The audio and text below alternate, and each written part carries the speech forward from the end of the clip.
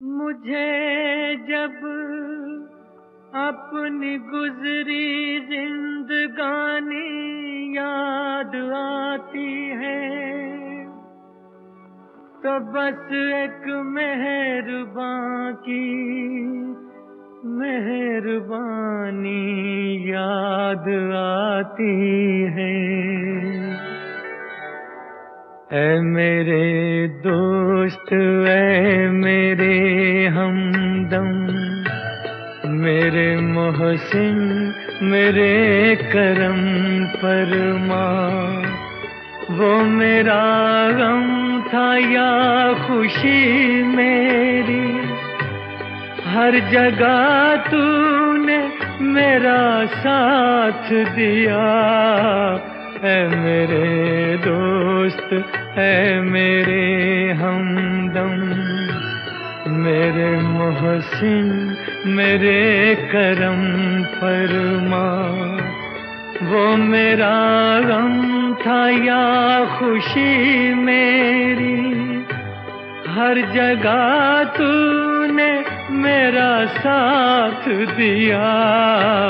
ऐ मेरे दोस्त, ऐ मेरे हमदम।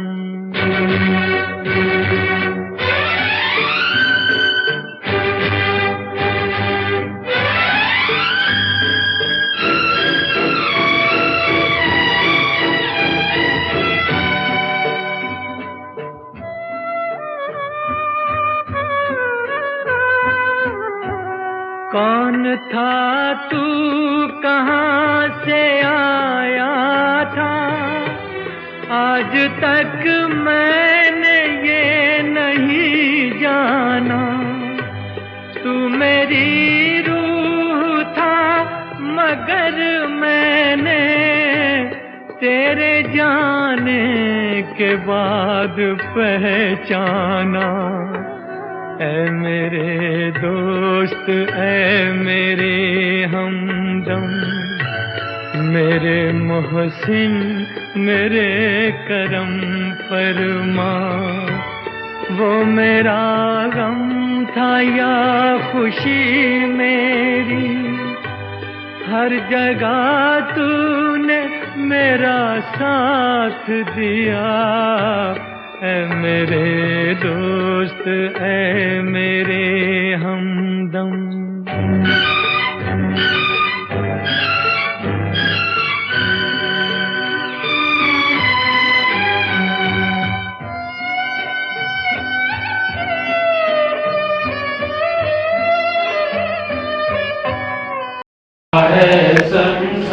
सत्संगत माइक का काम है, जो बोला जाए वही आगे सुनाया जाए, सुनाई दे सबको। अगर ये माइक अपने आप चूं चां करने लगे कोई नहीं सुनेगा। तो सबसे पहले प्रेम से बोलो नमस्कार। आप सब ऐसी कृपा करना कि चूं चां ना निकले। जो ये दतार प्रभु चाहता है, होता तो नहीं है पर आपके ऊपर भरोसा है। आप चाहेंगे तो दाएं बाएं नहीं होने देंगे। सत्संगत, ये जो आपका दरबार है, यह इलाज होता है, ट्रीटमेंट। जैसे हॉस्पिटल में जाते हैं ना, कोई बीमारी होती है उसकी दवाई लेने के लिए, आपका बड़ा अजीब तरीका है इलाज करने का। सत्संगत, सतगुरु, निरंकार, ये तीनों एक हैं और एक सी ही पावर है तीनों के पास। तीनों मालिक होते हैं। अब जिसको जुकाम वुकाम छोटा मोटा रोग होता है, क्योंकि रोज रोग गिने चुने हैं, काम, क्रोध, लोभ, मोह, अहंकार, इसी की चर्चा सब करते हैं। तो जिसको थोड़ा बहुत होता है वो आता है संगत में, बैठता है, सुनता है, रोग दूर हो जाता है उसका। जो थोड़ा बहुत ज़्यादा रोगी होता है उसको यहाँ खड़ा कर दिया जाता है बोलने के लिए। आप सारी साथ संगत उस पर निगाह मारती है और उसको भी याद आता है क्या क्या बोला है। धीरे धीरे उसका इलाज होता चला जाता है। और सबसे ज़्यादा जो महारोगी होता है जैसे दास, उसको सामने बिठा दिया जाता है। इसके अंदर बहुत गुनाह है और आप साथ संगत साथ वो गुनाह दूर करते हो, इलाज करते हो। यहाँ पर बिठाकर अगर कह दिया जाए कि प्रेम से रहें, तो साथ संगत इसका रोग तो पहले, इसको तो प्रेम से रहना ही पड़ेगा। मार्केट में इधर उधर जहाँ घूमेगा, पता नहीं कौन सा महापुरुष कहाँ सामने नजर आए, पता है मैं वहाँ कह के आया हूँ, मैं तो पहचानूंगा भी नहीं। वो कहेगा वहाँ कह रहे थे, प्रेम से तो रहना ही पड़ेगा, प्रेम से। ये आपका सिस्टम है, शहनशाह बाबा अवतार सिंह जी ने ये बनाया है। हम सोचते हैं शायद बहुत बड़ी शान होती है स्टेज पे बैठ के बोलना, या ये इलाज होता है साथ संगत आपके चरणों में आके। तो आप कृपा करो, धीरे धीरे ये रोग जो है खत्म कर दो, समाप्त कर दो। दुनिया में भाषण देने वाले, कहने वालों की कमी नहीं है। एक सिरे से शुरू होंगे बाणी, दूसरे सिरे तक सुनाते चले जाएंगे। रामायण की चौपाई है, एक के बाद एक, एक के बाद एक, एक के बाद एक। संस्कृत में श्लोक एक के बाद एक, एक के बाद एक, एक के बाद एक। अवतार वाणी रटी हुई है। सत्संगत इनका फायदा कब है? जब ये मेरे जीवन में झलके। अदरवाइज तो डॉक्टर के पास गए और डॉक्टर से कहा, डॉक्टर साहब मेरा पेट बहुत खराब है। तो डॉक्टर ने पर्चे पे लिखी, लो ये ले लेना, 3 दिन बाद में आके बताना। वो 3 दिन में कहता पेट तो अभी बहुत ज्यादा दर्द होने लगा उससे। उसने कहा अरे दवाई खाई थी, क्या खाया था, दिखाइए वो पर्चा। कहता वो तो मैं खा गया, पर्चा खा गया। अरे उस पर जो लिखा था जाके दवाई लेनी थी और खानी थी, तब ठीक होता। कहता वो तो खा गया। ऐसे ही हो रहा है, तो कहां से ठीक होगा? और साथ संगत एक बात याद रखना, परमात्मा भी ऐसे इंसान को त्याग देता है जो ईश्वर के अनुसार, परमात्मा के अनुसार लायक नहीं होता। ये लायक बनाने की तरीका है साथ संगत, ताकि ईश्वर हमें त्यागे ना। चाहे राम जी, भगवान श्री राम ने अपने मुंह से नहीं कहा, लेकिन आपको पता है क्या हुआ अयोध्या में? ना चाहते हुए भी क्या हो गया। और कहानी कोई दास कथा नहीं सुना रहा, और ऐसी समस्याएं भी आई। माता सीता लंका में पहुंच गई, रावण के साथ युद्ध तय हुआ, तो भगवान श्री राम ने एक सेना, एक फौज तैयार की। फौज, सेना। उस सेना में कौन कौन था फौज में?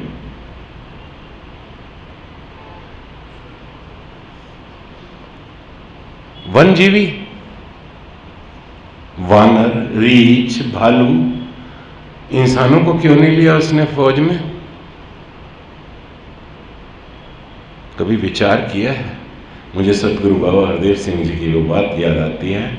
उन्होंने एक बार कहा, अगर कुत्ता सामने आता है पूंछ हिलाते हुए, तो वो बेवकूफ नहीं बना रहा, रियली ही लव्स यू, तभी वो पूंछ हिला रहा है। ऐसा नहीं कि कत्ल करने वाला मेरे जनाजे में सबसे आगे था।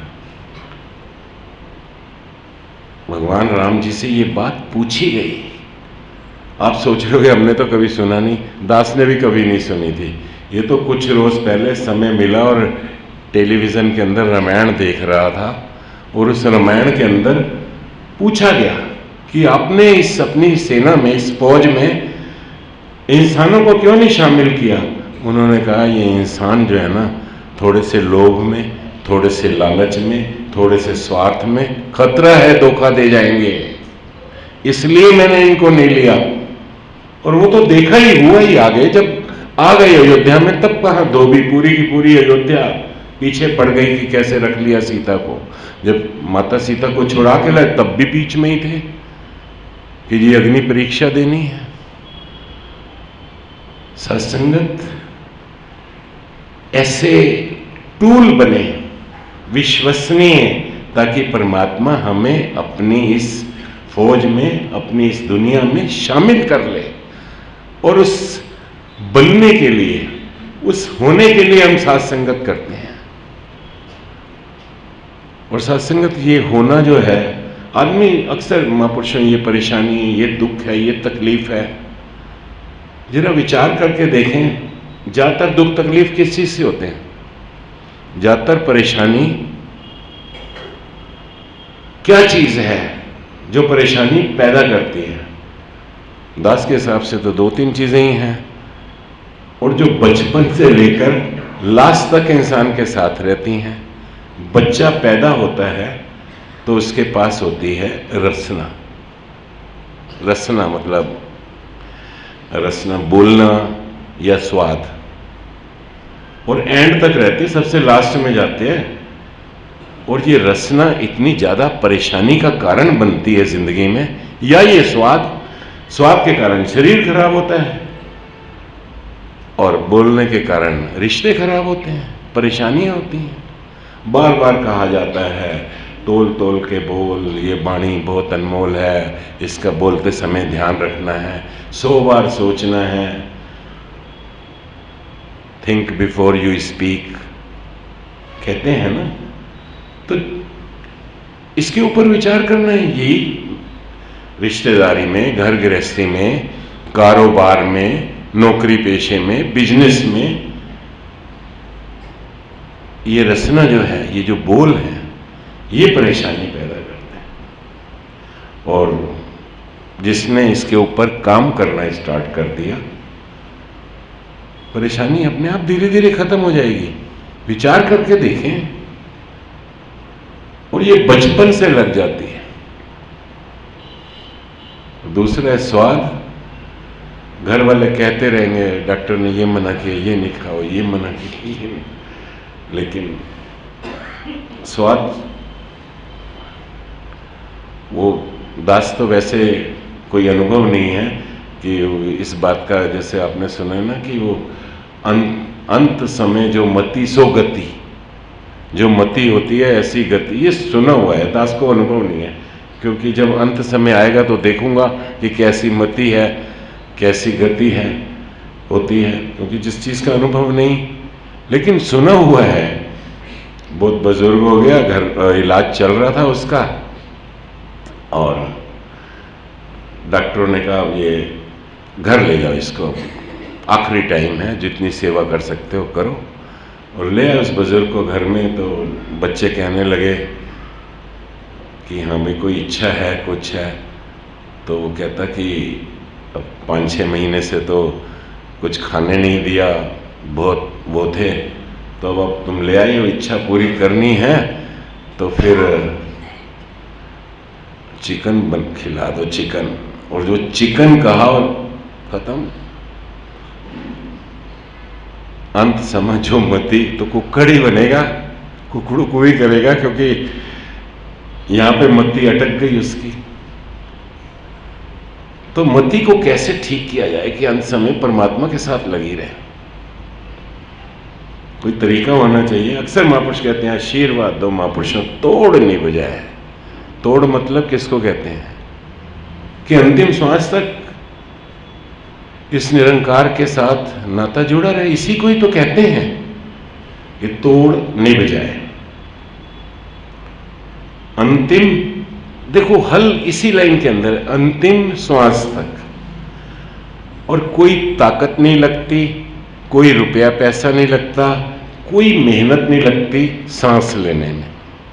कोई भी आप काम करोगे, धार्मिक स्तर पे जाओगे, सत्संग में जाओगे, सेवा, कुछ ना कुछ मेहनत करनी पड़ेगी, लेकिन सांस अपने आप चल रही है, इसका कोई जोर नहीं लगाना पड़ता। और ये अंतिम श्वास कह रहे तो अंत तक ये श्वास चलेगी, उसी को जो अंतिम श्वास होगा। तो इस श्वास के साथ इस निरंकार का नाता जोड़ लें। तभी कहा गया श्वास श्वास सिमरो गोविंद, हत कारवल चित्त यारवल। तो इसके साथ नाता जुड़ा रहे, अंदर सिमरन चलता रहेगा और अपना सारा कुछ का जोर तो लगाना ही नहीं। और जिसने बसा लिया अपने आप, उसको कुछ अंतिम समय में जरूरत ही नहीं पड़ेगी, क्योंकि वो हर पल अंदर चल रही है, ये तार जुड़ी हुई है।